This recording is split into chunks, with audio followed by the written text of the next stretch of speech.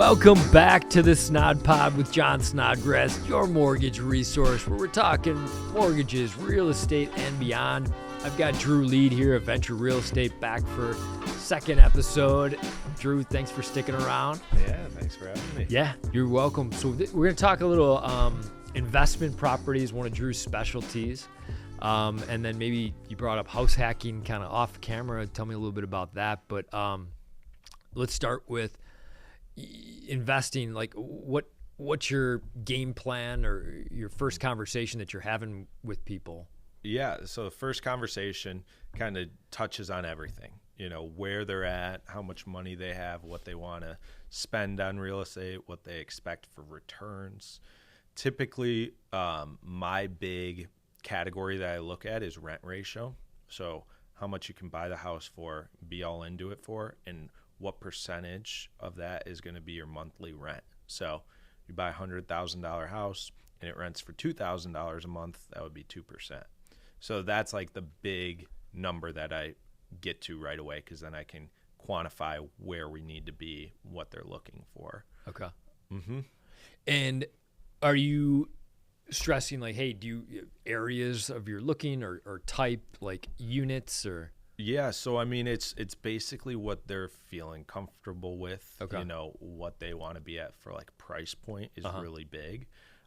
Area wise is, you know, it definitely matters for sure. But it's just like comfortability with where they want to be at. Okay. Yeah. Do you ever do you stress like, hey, consider like an up and coming area versus like a more established, like I grew up in Tosa and there's like East Tosa, I guess all different parts of Tosa, there's a lot of 2 units. Yeah. So I would think that the price point would be higher there versus Washington Heights, just across 60th Street there. Yep. Is that something where you're stressing areas at all, or maybe not stressing, giving advice? Or a little bit, but we're not trying to buy a market value. Okay. So we're trying to buy with some initial equity. Okay. Like that's a goal. Okay. All right. You know, even if it's just $20,000 of initial equity. Got it. We're looking for something like that. Looking for some value. Yeah. Just because if they want to get out or, you know, something happens, they got to have that room and that flexibility. So, you know, not yes and no, I would say, you know, to not give you a great answer, but more often than not, I'm looking for an initial deal. Okay. I want something that's a deal rather than an area. Got it. Mm-hmm. What about your typical client that you're working with? Are you getting somebody that's coming to you saying, hey, Drew, we're looking for value here, or you're suggesting looking for value?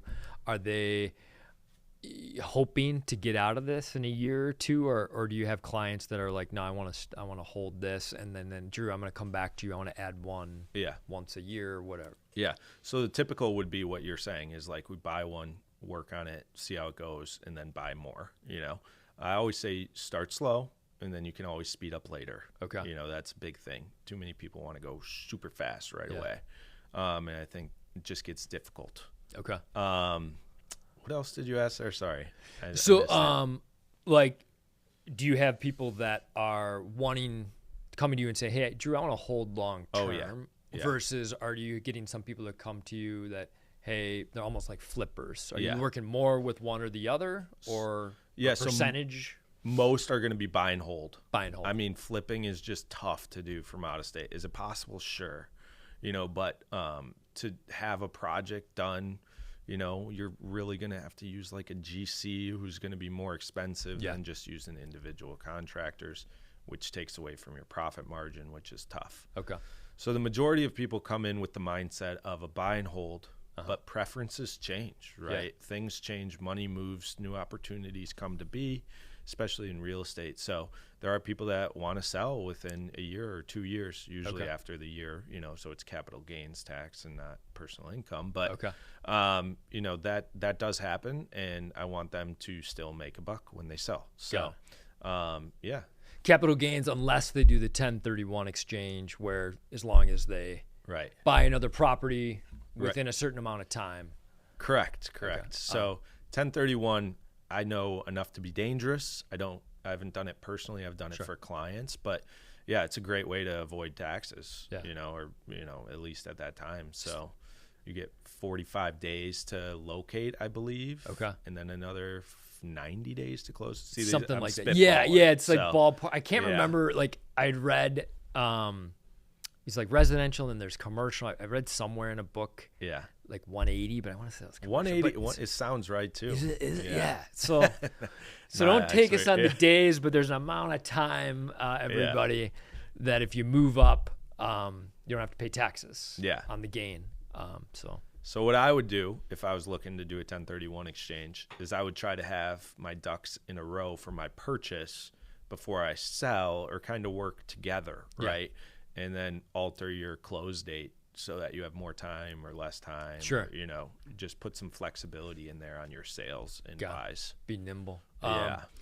So are you working with any out-of-state buyers where they're reaching out to you and saying, hey, I've identified Milwaukee as a market where I want to get into to buy some, 1 to 4 units? Oh, yeah. A lot of my clients are out-of-state investors. Okay. For sure. Tons on the coast. Okay. Looking for cash flow. Is that from you meeting people when you were living out there, or just from your marketing of your website, or how are you getting these people? Just curious. Marketing. Marketing. Marketing and leads, and just being in the realm, and referrals, and just kind of snowballs now. But, got it.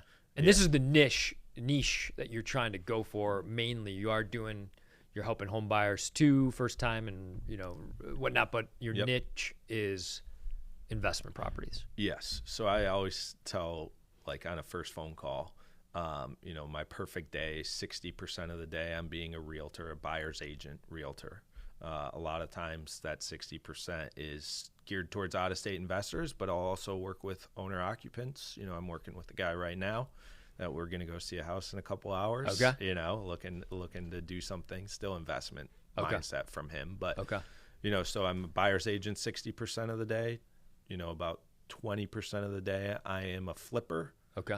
Trying to flip 2 to 3 houses a year. Okay. And then the other 20% I'm managing my own portfolio and my partner's portfolio. Okay. I want to get into that next, but before we do, is there a difference between working with an out-of-state buyer versus an in-state buyer? And if there is, what is, I'm guessing, one, the out-of-state buyer is going to have to find the GC, general contractor, whereas maybe somebody that you're working with locally, they've got some, acumen where they can do some of the work themselves. Or so I like to think of myself as like a one-stop shop. Okay. So, that's where I provide a lot of value to the out-of-state guys, is they can come to me with questions, and I'm there for the lifelong, of the purchase. So the biggest difference I would say is, they're even more reliant on me, the out-of-state guys, than somebody that's here.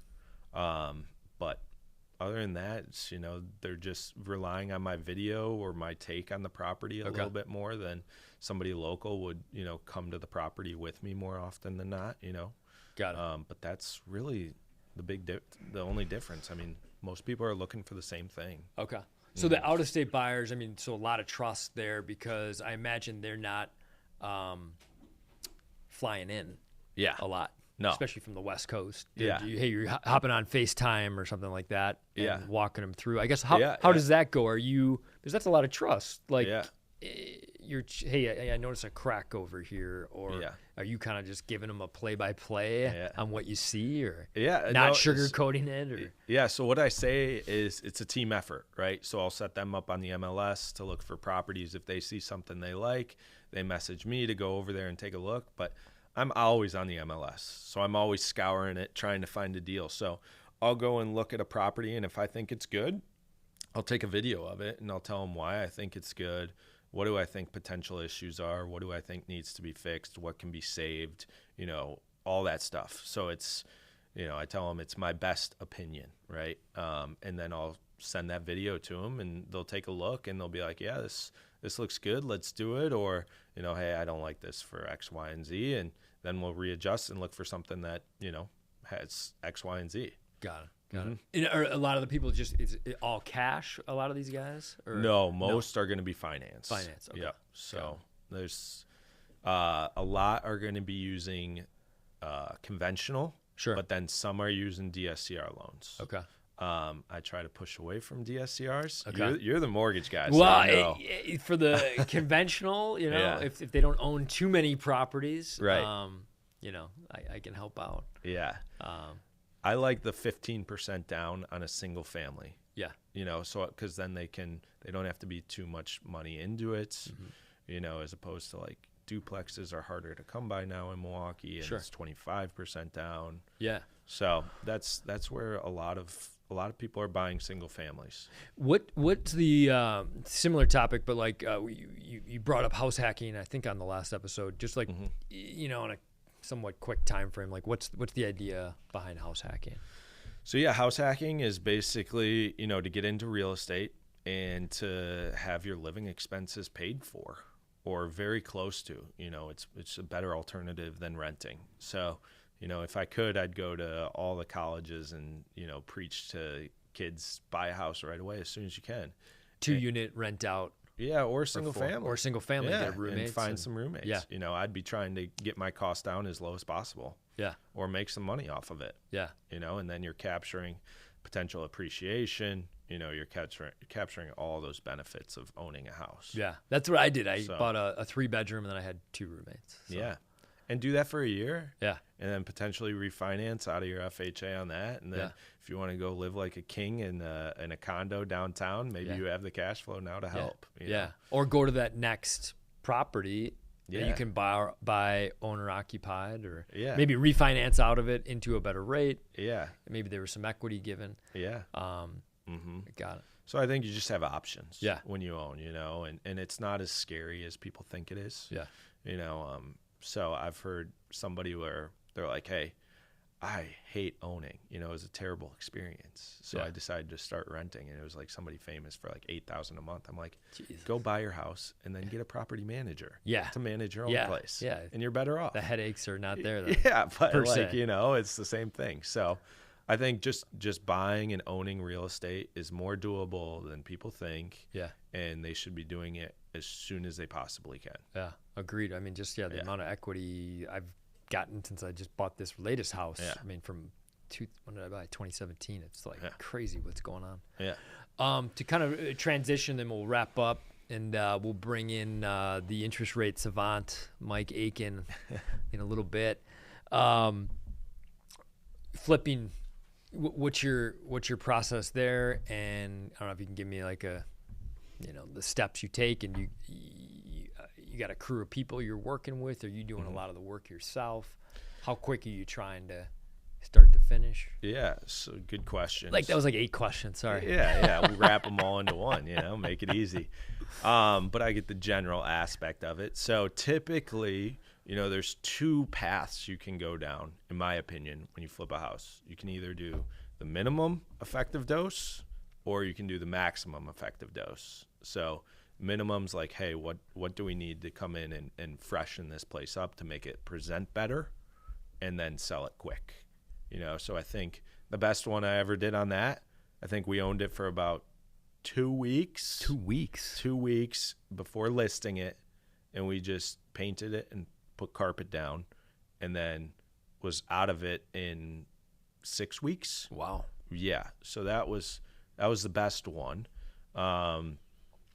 So that was like minimum effective. So that's like my bread and butter, is to find something Minimum effective. I like you. You got these great terms. That's a Tim Ferriss. That's Tim Ferriss. Tim Okay, Ferriss, I love Tim Ferriss Yeah, too. I love Tim Ferriss. But so the minimum effective dose, is probably the bread and butter, and then you get into trouble when it's like, ooh, should I do this or should I not do that? It's like, should I update the kitchen but not do the bathroom because I got to cut costs? And it's just kind of like, yeah, you could sell it, but then it's like kind of this goofy, what's the price of it, So I either like to do everything or do just, make it present better. Refresh or freshen up. Just freshen it up, And it's amazing how much a place transforms with new paint and, new flooring. Yeah. It changes the whole dynamic of it. Oh, yeah. But I do not do the work myself. Okay. I have contractors that I use and trust. Okay. But I know kind of how stuff should be done. I'm not an expert. Yeah. But I rely on other people. Got it. To get it done. All right. So got to give a shout out real quick to one of your recommendations for my new furnace. Justin, where's he at again? Air Masters. All right, Yeah. Justin, we need you on the Snod Pod. You Yeah. agreed to it, buddy. Yeah. He's great. He is great. His whole crew, and Yeah. I love working with him. Oh yeah. I guess maybe to close, question sometimes I ask, like, so you played Division I tennis. Do you see any of correlation from what your athletic career, anything translate into your success in real estate? Good question. I would say that, it's a So in tennis, I say this a lot, and is you lose a lot. You lose every week. Everybody on the pro tour, everybody loses but one guy in the tournament, and you got to keep going back to work and keep working hard, and then you keep gradually moving up. And I think that's reality with life, and I think that's a good learning lesson from tennis is, you lose a lot and you keep coming back and you keep improving, making smaller adjustments and getting better and better over time. Yeah. So I would say that work ethic and just, resilience is big. Well, resilience is such a huge thing. And I remember seeing Roger Federer give that, it kind of went a viral video of him giving a commencement speech. Yeah. And I was shocked when he gave the statistics. He said, everybody, a rhetorical question, how many points do you think on average I won in a match? And how many, and then he Djokovic and Nadal on average, I think it was, they only win 54% of the points in a match, and that blew my mind. Yeah. And I was like, that's crazy. And from what I recall, his kind of the reason why we're so good, and I'm paraphrasing, is when we lose a point, we move on. Yeah. We don't dwell on that bad point. I'm thinking like Nick Kyrgios, who goes nuts. Bananas. Yeah.